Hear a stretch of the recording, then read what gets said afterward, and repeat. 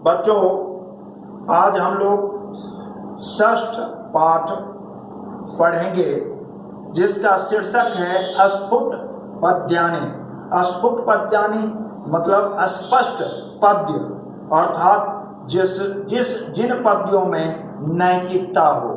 संस्कृत साहित्य की यही महत्ता है कि बच्चों को बचपन से ही विभिन्न प्रकार की नीतियों को तर्क संगत यानी उदाहरण के साथ बताया जाता है, जिससे बच्चे के समझ में आती है बच्चों को किस प्रकार का आचरण करना चाहिए, किस प्रकार की नीति अपनानी चाहिए वगैरह, जिससे बच्चों में एक सदाचार की भावना उत्पन्न होती है। अब हम लोग इसके पद्य को पढ़ें और पहले तो पढ़ने का भी अभ्यास कर लेना चाहिए और इसके बाद ये उसका अर्थ भी जानेंगे। यहाँ काकः कृष्णः पिकः कृष्णः को भेदः पिक काकयो वसंत समये प्राप्ते काकः काकः पिकः पिकः। काकः कृष्ण अर्थात कौवा काला होता है, पिकः कृष्ण मोर भी काला होता है, ये कोयल पिकः माने कोयल, कोयल भी काली होती है। को भेदः पिक काकयो, तो फिर कौवे और कोयल में क्या विभेद, क्या अंतर? तो कहा गया बसंत समय प्राप्ति काकः काकः पिकः पिकः। बसंत का समय, खुशी का समय प्राप्त होने पर कौवा कौवा होता है और कोयल कोयल होती है। दूसरा श्लोक पढ़ें। संदिग्धे परलोकेपि कर्तव्यो धर्म संचयः नास्ति चेत नास्ति नो हानिः अस्ति चेत नास्तिको हतः।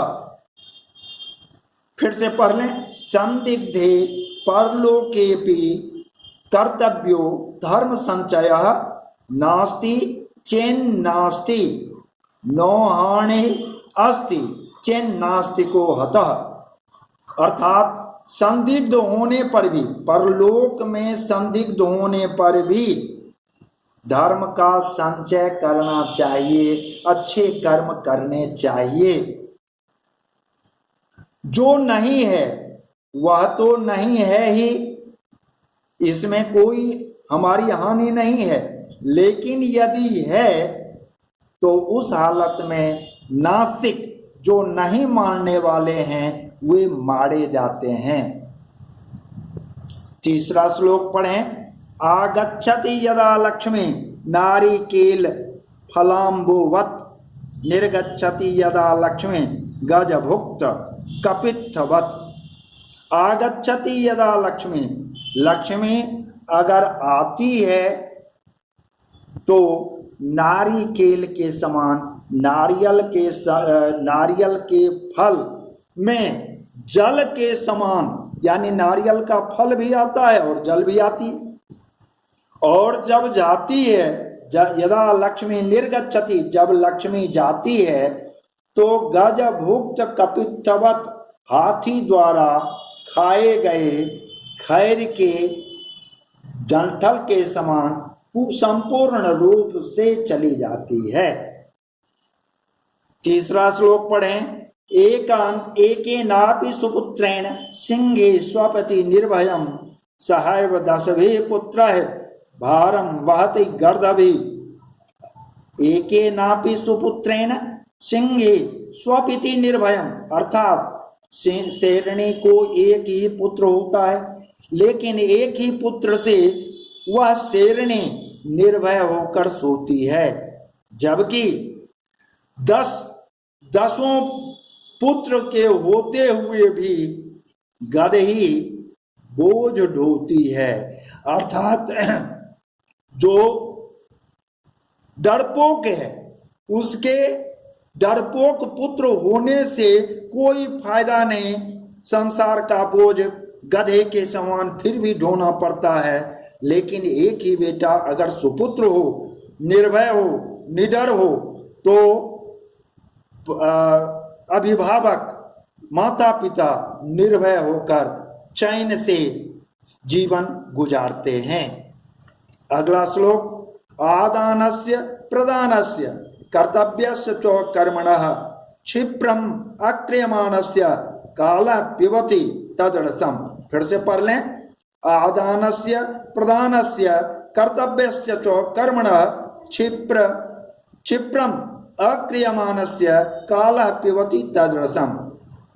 आदानस्य माने लेने में, प्रदानस्य देने में, और कर्तव्य का कर्म करने में जो जल्दबाजी नहीं करता।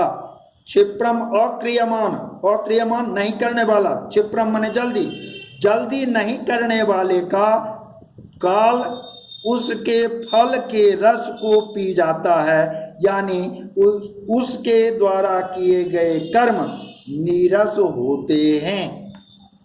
अगला पढ़ें, वज्रादपि कठोरानि मृदूनि कुसुमादपि लोकोत्तराणाम चेतांसि को नु विज्ञातुम अर्हति।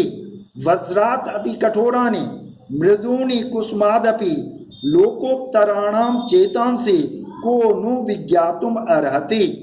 लोकोत्तर जो श्रेष्ठ लोग होते हैं, उनकी चेतना, उनकी सोच, उनकी समझ वज्र से भी कठोर और फूल से भी कोमल होता है, इसे कौन जान सकता है।